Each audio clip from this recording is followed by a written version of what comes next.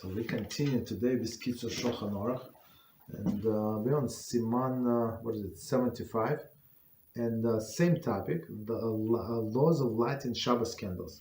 So as we saw, like what can we say about lighting Shabbos candles? And guess what? A lot what we can add, and we're not done. So we're on halacha number 8, and it says, a woman should light the candles in a place where they will eat, so that it should be apparent that they are lighting the candles in honor of Shabbos. They should not be lit in a place where the light will not be used, and afterwards set down in another place where it will be. Right.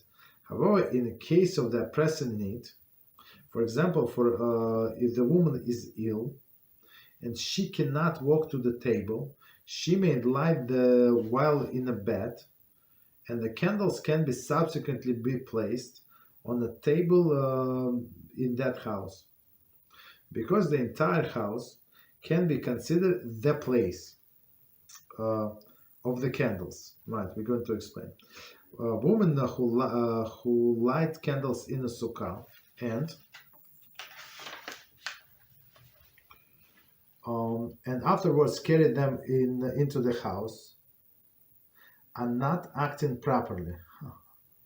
Regarding the candles, a candle that has been burning since early on Friday, they must extinguish it and relight again in honor of Shabbos, so that it should be apparent that it is being lit in honor of Shabbos. So, okay. So, as we understand, it's a lot of information here, HaShem. So, let's try to learn in deep and understand. So, again, a woman should light the candles in a place where they will eat, so that it should be apparent that they are lighting the candles in honor of Shabbos. So one of the things is one of the reasons, as we explained before, why women light the candles. I mean, not women specific. I mean, of course, the women light in this case, but men, if the guy is like single, of course he lights the candles, right? Why we said in honor of Shabbos, right? One is in honor of the Shabbos, and the second reason was for shalom bayis, meaning that people would see what exactly in their plate, where is the plate, where is salads, where is fish, where is chicken, right? Otherwise, if it's too dark, so they would not see how to eat. They will stumble upon each other, and it's not going to be shalom bayis, that's for sure, right? So the main point of celebration on Shabbos, it's a Shabbos table, right? Even if we have today chandeliers, like fixtures, where we have like electric light, it is sure it's nice, but still we add some, we try to keep the Shabbos candles as close as possible to the table, so we can enjoy some light. Of course, as we said before, you must take advantage and use them, say at least some tehillim, something, right? So use to prepare a meal, but they must be used, right? So of course, again, since the celebration is all of the rituals of Friday night is by table, so it's only like logically to have this candles by the table. They should not be lit in one place where the light is not to be used, and afterwards set down in another place where it will be. So meaning it's not proper to carry these lights from place to place. So if it's the way I understand, so if it is before the Shabbos starts, meaning she can no longer move them because it's Shabbos and it is muktzah. So, but somebody else in the family can still move them, right, before the Shabbos starts. Okay. So again, they should not lit in one place and then carry to another place. Okay, so commentaries say, Mishnah Berurah 263:48. Mishnah Berurah cites authorities who rule that candles should not be moved in the house, even both places are equally appropriate. Mishnah Berurah concludes, however, that in case of necessity, the candles may be moved. Right, so, of course, we must be very careful not to extinguish them while we move them.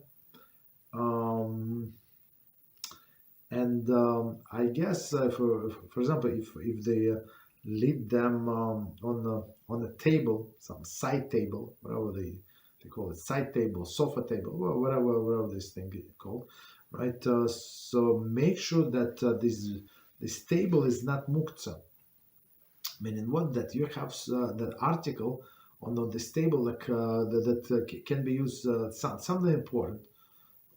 Maybe cedar. Some people say challah, like something that for sure you need for Shabbos. So if you're going to put on this table where you have these candlesticks, you're going to put some item of importance which is not muktzah. So the table is not muktzah. And technically, so like you cannot pick up the candle holder by itself because it's muktzah for sure, right? But the bosses, right? The base for the muktzah you can move because it actually not sure. This table was never became a bosses for the muktzah, the base for the muktzah. That's why you move it. So in case of the necessity, that's what they say. Proper not to move, but in cases of the necessity, you can. Especially, I would say especially like on Friday night. Of course, you understand that you want your candles near you, but after the Friday night and when tables went off, right? So you want them like it's not necessary, but some people they want to move out like to put a living room somewhere away so nobody would knock them off. Okay, and since this table is not muktzah, so that it can be moved. Okay. Okay. So proper approach again. Just light them and leave it there. In case of the need, we can move. They should not be lit. No, I'm sorry. However, in the case of the pressing need, for example, a woman is ill, right, and she cannot walk to the table, so she can lit while laying down in her bed, for example. She may light while in a bed, and the candles are subsequently be placed on a table in that house. So, for example, she just gave birth 2 days ago. Right, so she's laying down, but the whole family would be eating by the table. There is no problem. So she leads the candles. It's better for her than for her daughter or for her husband even, right? Because it's her it's her responsibility, it's her job in some sense, right? Let her lead the candles, and then the husband or one of other kids can bring to the table. No problem. Okay, but it's as we see, it's exceptional situation, right? Right in the bed. One second. Subsequent place on the table in that house. Okay, so because the entire house is considered the place of the candle, the place, hamakam, habais. No. So I say right, habais. So right, meaning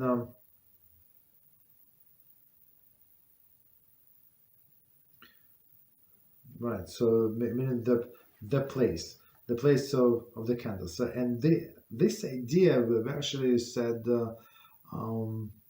we use this idea the place when we're talking about nitilas yadayim in the morning. Right, we said it's proper to have this nitilas yadayim cup and the basin, right, next to your bed, right, and as soon as you wake up, you wash your hands, and then you continue working. But according to some opinions, right, the place they say do not walk like 4 amos. 4 amos we said it's like what is it, 7.5 feet, 8 meters, not 8. less than 2 meters, right? With impure hands. But according to some authorities, so the makom, your place, the 4 amos is actually the whole apartment basically, right? So according to this opinion, you can go to the bathroom and wash your hands there. Okay. So same with other things. Continue. When women who light the candles in the sukkah,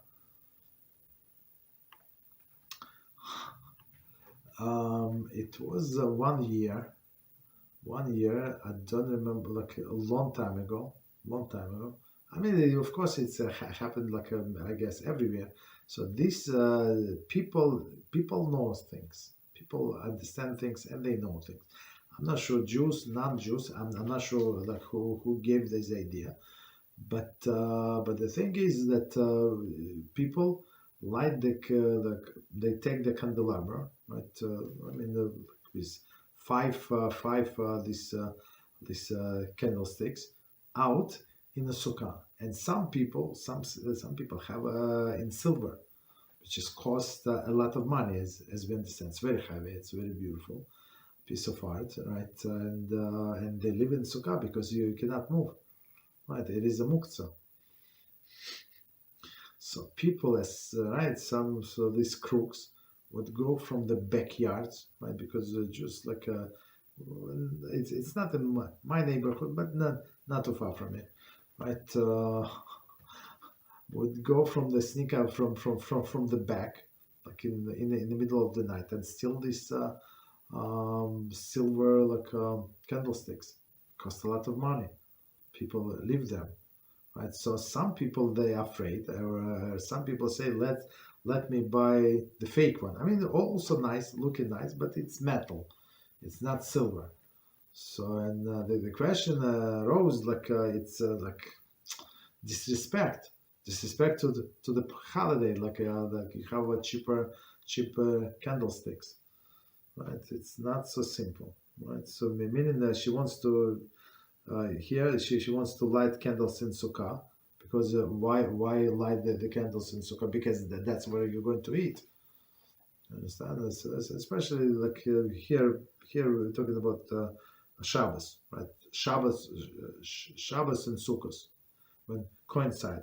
So of course, if you're going to eat in sukkah, that's where you have to light the candles, right? So very interesting. When women, so now after this introduction, then we go continue. A woman who light the candles in the sukkah and afterwards carried them in the house are not acting properly.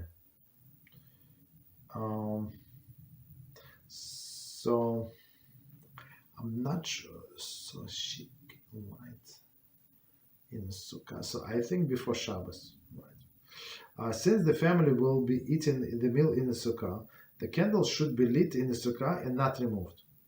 Right? It's obvious, right? Not removed. Continue. I'm not sure why she would take it home. So sometimes when it's Shabbos Sukkot, let's say it's a Chol Hamoed, just to simplify the situation, right? Shabbos Sukkot Chol Hamoed, and it is raining. It start it start raining. Now, if it's raining, they're going to put off the lights. Maybe not. Maybe not. I mean, let's say if you have oil candles, so maybe they're going to continue burning. Like regular candles, yeah, maybe they going to go off. But oil candles, they might continue burning. But you cannot even do kiddush because it's the rain is hard. Like for you, for candles maybe not, but for you. So meaning that you plan to go to eat in a house. So if it's Sukkot Chol Hamoed, you're not obligated to do it in Sukkah. The first 2 days, right? You have to try. Even they say even you have to try and see, wait like an hour, 2 hours, see if rain is going to stop. If it's not going to stop, and so still you have to go into Sukkah, make kiddush quickly, right? So of course we don't say the blessing on the sukkah, right? I think you say kiddush, you go quickly eat, right? Or wash your hands, eat quickly like kizayis less, and then you go inside of the house. But on a Cholamayet sukkah, so you're not obligated to eat there. I mean, if it's raining. So in this case, maybe she lived in there and she wants to bring in the house. Okay, that's the way I see it. But again, it is muktzah, not allowed. Regarding a candle that has been burning since the early Friday. Early Friday, the way I understand what is early Friday, it's from previous day. I'm not sure. There's the candle was not lit in the purpose of Shabbos, and now wishes to use it for it's for the Shabbos candles. See Mishnah Berurah 263:20. I'm not sure why somebody lit this candle. This I do not know, but it is still Friday, and somebody lit the candle not in honor of Shabbos, but for something else. Okay. Right, in this case, they must extinguish it because it's not Shabbos yet, right? And this light, this candle was not lit in honor of Shabbos, and lit again in honor of Shabbos, so no problem. So it should be apparent that they're being lit in honor of Shabbos. So very important, like for example, in case of Hanukkah, there is sometimes people mess up. So in this case, we just extinguish, right, and then light again and say the blessing, for example, if needed. Okay. All right. So let's go to the next seed, number 9, and it's pretty long, very long. So let's see. As we have seen in the sieve number 5, the obligation to light candles, Shabbos candles, are incumbent upon every man and a woman. Okay, every man and woman. Nevertheless, the obligation may be at times be fulfilled by one person and another. Okay, actually we discussed it before, but now we see the sources. This if the discussion of the obligation is fulfilled in various situations. Okay, which is very practical. I mean, everything is practical. Okay, one must light the candles in all rooms of the house that are used for Shabbos. The halachas of one who is home with his wife is that since she recites the blessing upon the lighting of the candles in one room, it is not necessary to recite the blessing upon lighting in other rooms. Even if he lights those candles for her, even if he lights those candles, right, for her blessing is effective for all of the candles that are lit in the house. However, if he's in another place that is away from home, the halacha is that if he has a private room there, he must light the Shabbos candles there and recite the blessing. If there were many people lodging in one room that was designated for their use, they should all join in a purchase of candles. One of them should light the candles and recite the blessing, and intend to discharge all of the others, all of them, of their obligation with this blessing. They too should intend that their obligation be discharged with a blessing. If one does not have a private room, but he is in a room with a Jewish host, he is not required to light the Shabbos candles, since his wife is lighting for him in his home. The halacha pertaining to a young unmarried man who is studying in another place that is away from their home is that if they have a private room, they must light the Shabbos candles with a blessing. They too should all join in a purchase of the candles, and one of them should recite the blessing to discharge all of them of their obligation. The candle must burn until they return to their room after the meal. If they do not have a private room, since they do not have wives at home who light the Shabbos candles, they must give the pruta coin, right, to the host, so that they will have the share in the candles.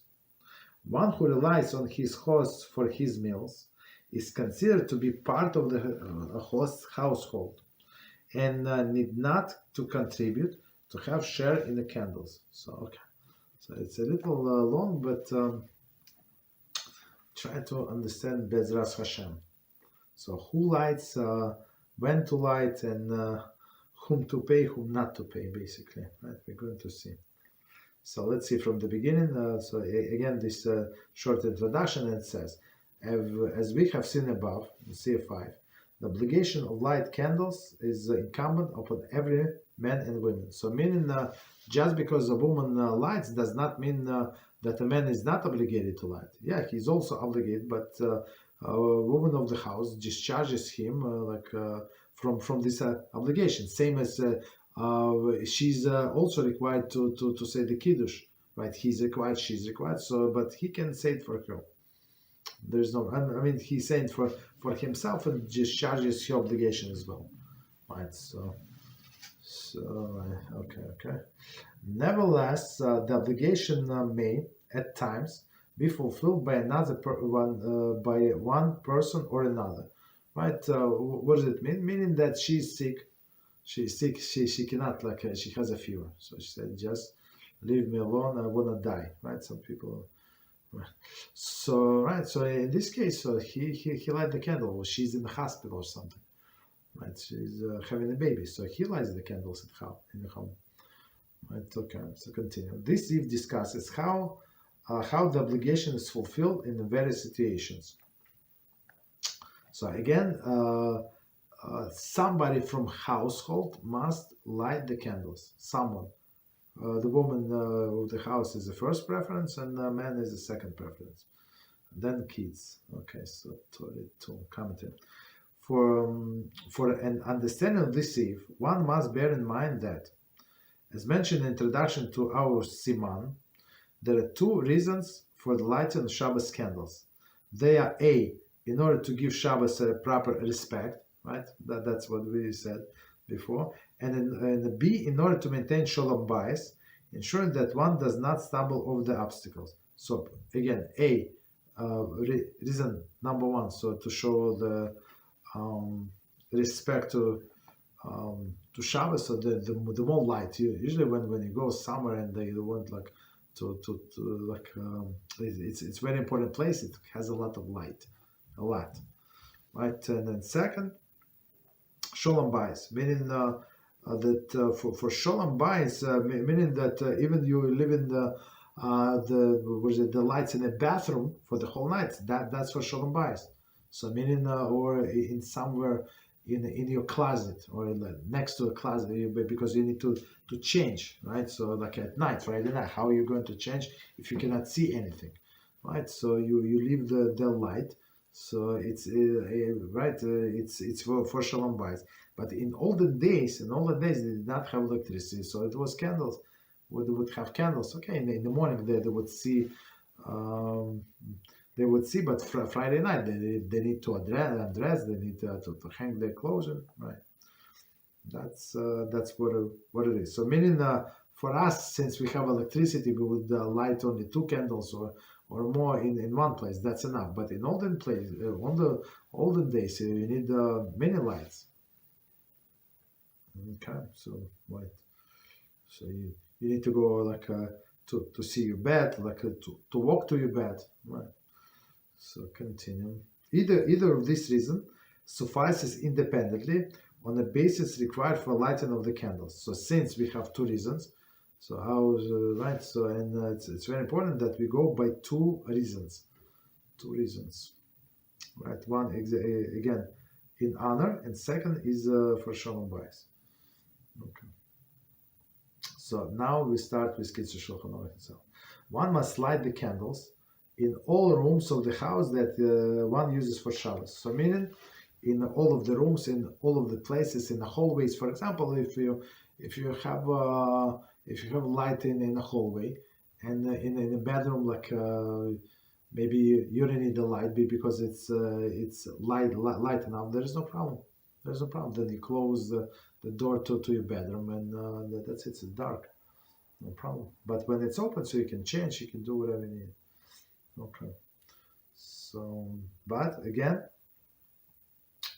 have as much light as you need, because you see, Shabbos should be enjoyment, and some people trying to save some money on this on the electricity bill. I mean, HaShem is paying for that.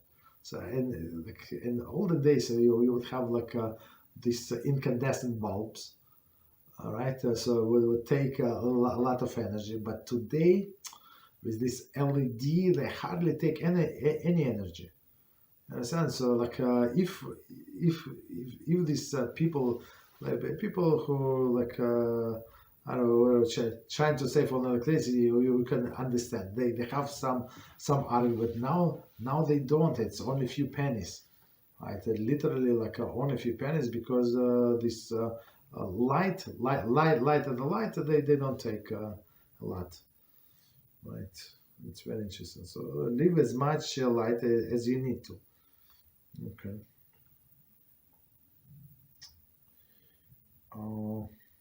Right. So again, one must light the candles in all of the room of the house that one uses for Shabbos commentary. This is due to the second reason, right? Seen previous note, in order to not to stumble, right? Meaning for shalom bayis. So again, as much as we need. The halacha is one of one who is home with his wife is dead, since she recite the blessing upon the lighting of the candles in one room. It is not necessary to recite the blessing upon the lighting in all other rooms, even if he lights those candles. So meaning that they can split. He's going to light. What is it? He's going to light she's going to apologize. They can start lighting all the candles. Let's say even he starts before she starts, because we say the blessing afterwards. But they must make sure that she's going to do the last act. So lit all of the candles lit, and she lights the last two candles that consider the Shabbos candles, and she said the blessing, and everything is included. Same, I guess. I mean, not I guess, but same when we do birchas chometz, when we look for chometz. So a person has, I don't know, like he has a house, attic, basement, I don't know, garage, or like a car, I don't know, like another property. Some people have many rooms, right? And it's proper. It says proper to have other family members responsible. If your kids are like responsible kids, so you can also like above the age of bar mitzvah for sure. Some kids, I think, above 9 years old, if they're responsible, like in some cases, you can also like get involved, and you can split the territory, right? You say, I'm going to search in this room. You go into the bedroom. You go to the bathroom. You go to the attic. You go to the car. You go to this. So meaning they would say only one blessing, and this blessing would suffice for 5 members of the family searching different facilities. So right, so exactly the same concept. Because why? Because it is all one mitzvah. Okay, so same. Even the different people perform all the mitzvah, but one blessing is enough. Okay. For her blessing is effective for all of the candles that are lit in the house. Very clear. However, right, so her blessing is all inclusive. However, if she is in another place, if he's in another place, so meaning that he's not home, the halacha is that if he has a private room there, he must light the Shabbos candles and recite the blessings. So let's see. That is, he has a room designated for his own use, even if only for sleeping, right? So he has a own room. So in this case, he should light with a blessing. So it's not so simple. Let me read the commentary, and we're going to explain. So technically, his wife is lighting for him at home. So there is a right. We're going to see. I'm not sure if we're going to see or not. So there's a special connection between husband and wife that does not in this specific halacha. I think somewhere else, but I would not know from the top of my head. I mean, I don't know. Right, that does not exist between a wife and her children. So this they show this halacha that the husband is and the wife one unit, right? Meaning that he's away and she lights wherever she is, and then he's covered basically. But here we say if he has a private quarters, so let him light the candles. So, for example, today, if somebody is in a hotel, he's in a business trip. In a hotel, usually they put like a big signs, unless it's a smoking room or something.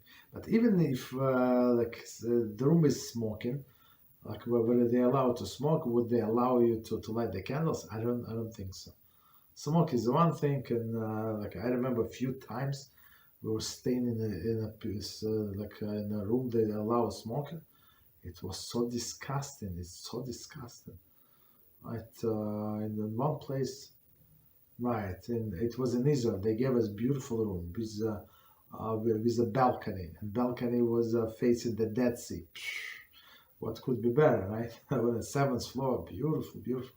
But the stenches was so bad, so we went down. I said, "Look, change." Right, the guy said, "But you never told us not smoking." I said, "How do you know?" And where we're from, all of the rooms non-smoking. Today, I mean, if you want to smoke in a room, you have to tell them, and this is exception, not opposite exception, right? Okay, but whatever. So he gave us different room, much smaller on a second floor, facing to the different direction, but that's it. Okay. So meaning that, but lighting of the candles was not allowed. So smoking yes, but lighting of the candles no. So meaning in this case we can rely that she can light for him. Although his wife is lighting at home, there is nevertheless an obligation to ensure that one's own room is properly lit. So meaning that, right, even if she's going to light at home, but he needs to eat somewhere. So if he's, for example, he's in business trip, he's going to eat in his room, in his hotel room. So he must assure that, right, that there is other light, maybe not candle lights, but for sure, he can light even electric light for a second reason for shalom bayis. Okay. In order not to stumble over the obstacles, right? In addition to the obligation to light the Shabbos candles in honor of Shabbos, right? If he is eating elsewhere, the candles must be still burning upon his return to the room, as detailed in this eve. So the idea is, as we mentioned before, that person must derive some benefit from these candles. Right? If a person is lighted by the table where they eat, so that the benefit is clear. It's understandable. You enjoy the light, right? You use the light. But if person is going to on the sleep here and eat by in another place by the host, what is these candles? So that's why they say make sure that your candles are long enough, right? They're going to burn long enough, so when you're going to come from this Shabbos night dinner, so you would have still have a light, and maybe you're going to change, when you change, prepare your bed, you're using this light, for sure you're going to benefit somehow. But if you just lit your candles before you went out of the door, and by the time you came they off, what was it about? You understand? There is no benefit. So if person made the blessing, there was a blessing in vain. So that's why we always recommend, if you suspect it might be the case. For example, maybe the dinner is not that long, but the walk is very long. So I was arguing with somebody. Some people get excited, and that person was. It's not the first time they were moving next to the synagogue. Finally, after so many years, right? And the person excited and send me like address, like send me a map location. And I said, look, I'm not going to type all this. You do it. I said, please tell me how far is the synagogue. They say very far.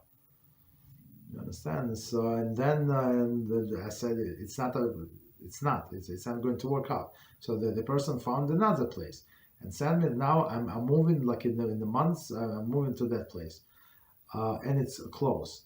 I said, from my experience, how close? Please check on a Google Maps or some whatever application you use. How, like walking wise, like what is it close? 1.5 hours. I said, you normal? It's too much. It's funny. Sometimes this application lie. Just so you know.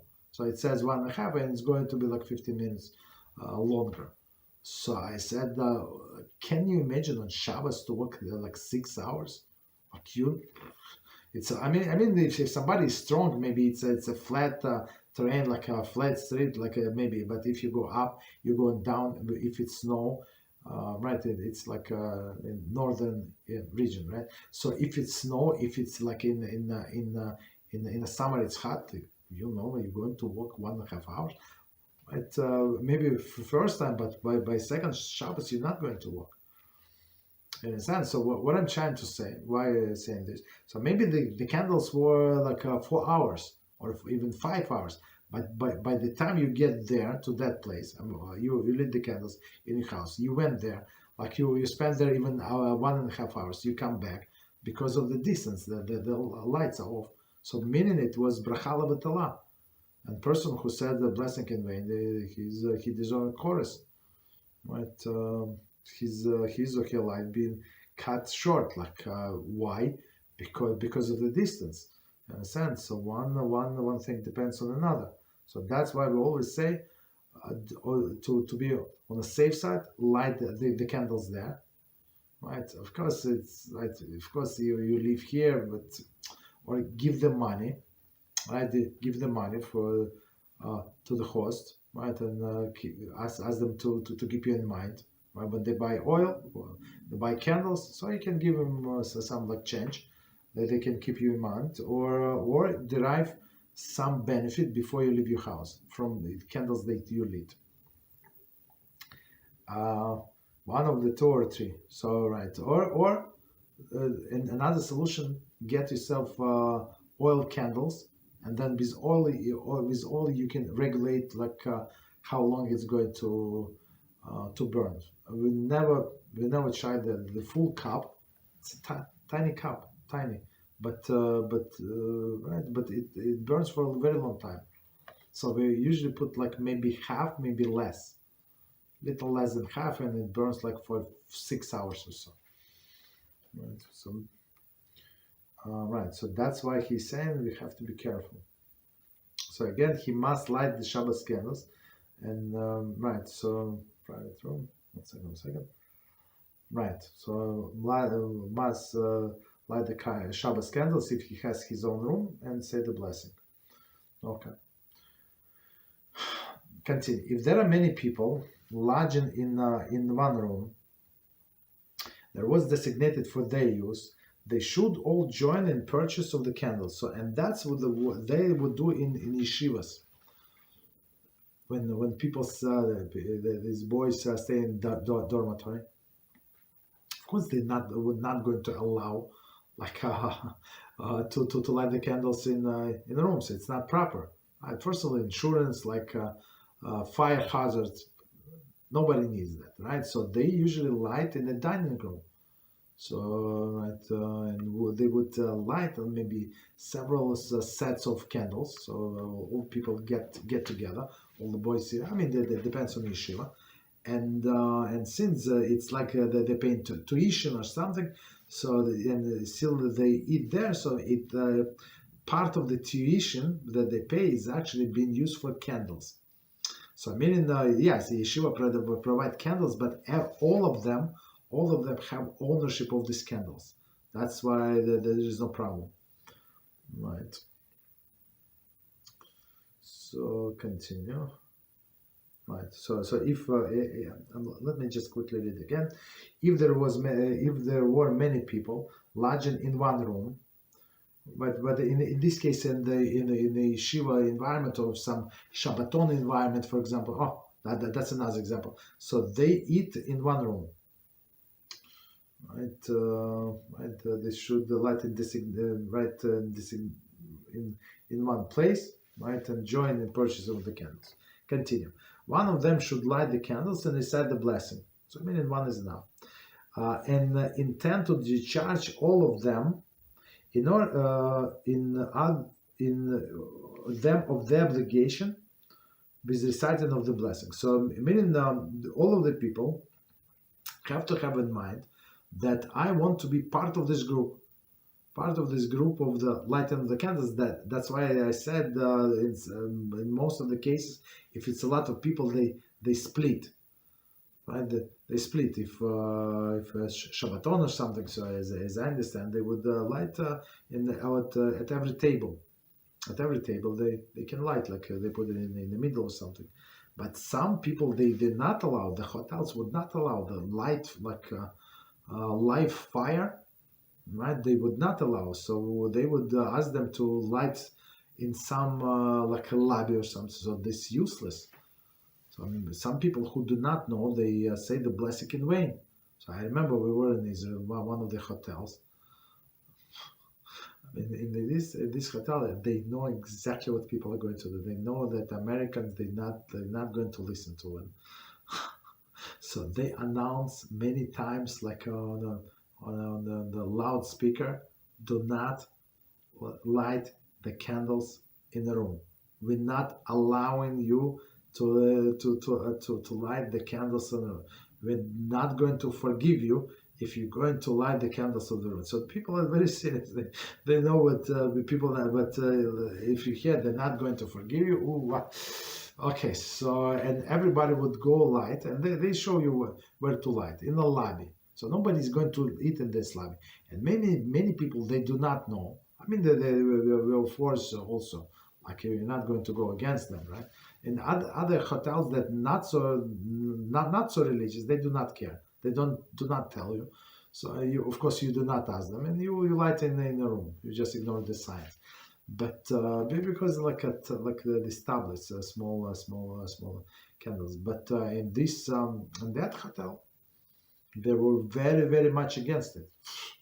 Very much. Like they warned like many times. Very annoying, but they say, I think on check-in, they say, they see religious people, they say, don't light, never. Okay, so we got the point, and it was in the lobby, so it's useless. So people who did not know the halacha, they would lit the candles and say the blessing and walk away. It's not proper. So what are you don't derive any benefit from your candles, and especially like 3 minutes later, you don't even know where your candles are, because there are other people who lit the candles, like it's a big tray or something. So you don't know. So it's proper to read the Tehillim, like next to, even it is light, of course, in the lobby it's light. Bring this Tehillim like closer to your candles, like so you can benefit in some way.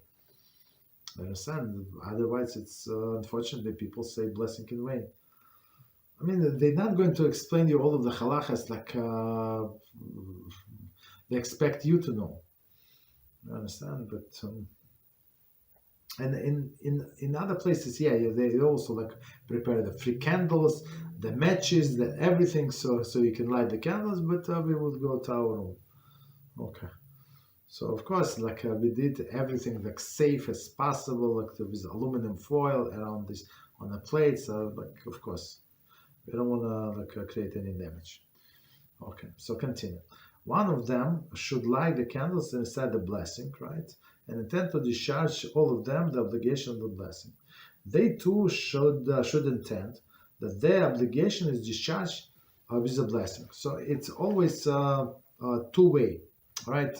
Person who does the mitzvah must have intention to include all of them, and people who want to be included, they have to have intention to be included. Same as we saying kiddush or we saying chamotzi, right? For example, the man of the house has saying chamotzi, so he must have everybody in mind, and everybody must listen attentively to his blessing, and have intention to be included and answer amen. Continue. If one does not have a private room, right, but he is in one room with a Jewish host, right, especially in olden days, right, the whole house is one room, right, and not a big room. Let's put it this way, right. So one is in the same room as his host. He is not required to light the Shabbos candles, okay, since his wife is lighting in home for him. Right, so meaning this person is away, right? So and now he does not have his own room, right? And his wife is going to light for him, and if he's going to eat in this house with the host, so he's covered by the host as well. So commentary. In this case, his obligation to light the Shabbos candles in honor of Shabbos fulfilled with his wife lighting, and his own living quarters will be lit for Shabbos candles by the host. So meaning this is so the wife is going to light in honor of Shabbos, right? In honor of Shabbos. So for Shalom Bayis. For Shalom Bayis lighting, you must be there. So if he's not in the house, the wife is not going to help him with Shalom Bayis. Shalom Bayis meaning that he sees where to walk, right? The lights in the bathroom or in the hallway, right? But in honor of Shabbos for sure. So this is unique connections. As I said, it's not working with children, between parents and children, only between husband and wife. Okay. Continue. The halacha pertaining to young unmarried men who are studying in another place where there is away from home is that if they have a private room, he must light the Shabbos candles with a blessing. Okay. Meaning that his mother cannot light for him, for sure. Right? They too shall all join in the purchase of the candles, and one of them should recite the blessing to discharge all of them of their obligation. So, for example, there is 5 boys in one room, 6 boys. So they get together with the money, and one of them lights the candles for everybody else. Continue. The candles must burn until they return to their rooms after the meal. Okay. So meaning, again, the point is some benefit. Okay, so meaning that these candles were lit there for Shalom Bayis, mostly.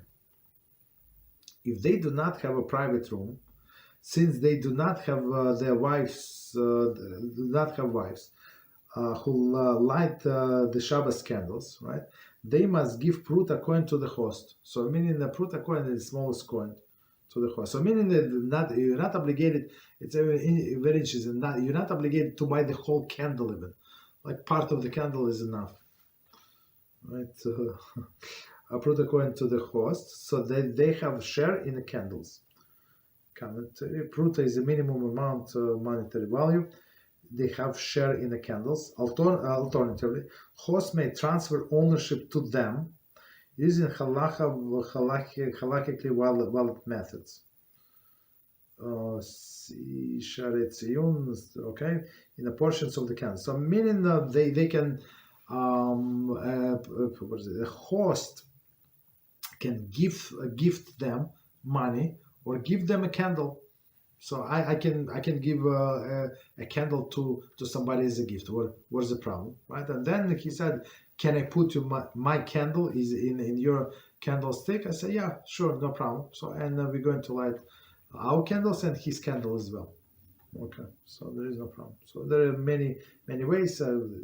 Must do a kinyan. So through the purchase of the money, right? We're going to buy the candles, or he just picks up and put it down, and that's enough to be considered his candle. Okay, 29. Continue. One who relies on his host for his meals, right, meaning that he stays over, is considered to be part of the host household, and need not to contribute to have any shares in the candle. Actually, I mean, there is a different opinion. So we say it's proper. Even you rely on them for the meals, so to give them some money for the candles. Okay, but since there is this opinion that right, so if you rely on them for the meals, maybe you're not obligated. But to be a freeloader is also is not good approach in life.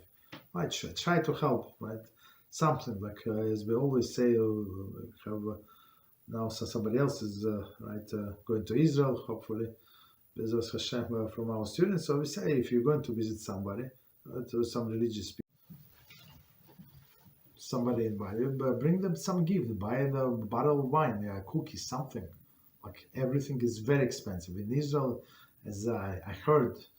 I heard it's like the prices like very high, sky high. Right, so buy something. So it would be like in sense like contribution. So one second. Okay, so and it says the custom is that the married women who are guests away from home for Shabbos light the candles and recite the blessing in the host's house. So meaning that these married women are going to light the candles for her own household. Let's say she's with her family, like visiting somebody else. And in this case, it's actually there's an exception in this case when she can light only 2 candles. For example, if there are 3 couples, 4 couples get together, right? Maybe children came to their parents with their children, right? So like let's say three sisters came, right? Back to her mother, to their mother. So now each one wants to light the candles for her own family. There is no problem, right? But since it would be too many candles, if she's going to all of the sisters going to light 6 candles, 7 candles, so that's too much. So she can light 2 candles, and it's normal. It's not going to be like she's not going to get punished for that. It's like with extra candles. All right, so good. Continue. The halachas regarding yeshiva seminary or yeshiva or seminary students who reside in dormitory, as well as those of individual or family that is invited to another for the Shabbos meal, and another similar case, it depends on a number of factors, and halachic authorities should be consulted. See Radiance of Shabbos, Rabbi Simcha Bunim Cohen. We have these classes online. Our scroll 1987. Whoa. Okay. No problem. So I think we stop here. Quickly check time. Right. So we stop here. We finish the halachas, which is very good. Right, so let's do 5 minutes break and we continue with different topics. 5 minutes. Thank you very much. Learning with us, and please join us tomorrow, same time, and we're going to continue with our laws of Shabbos. Thank you and good night. Please send us questions, so we're going to answer them tomorrow. BeEzrat HaShem. Thank you.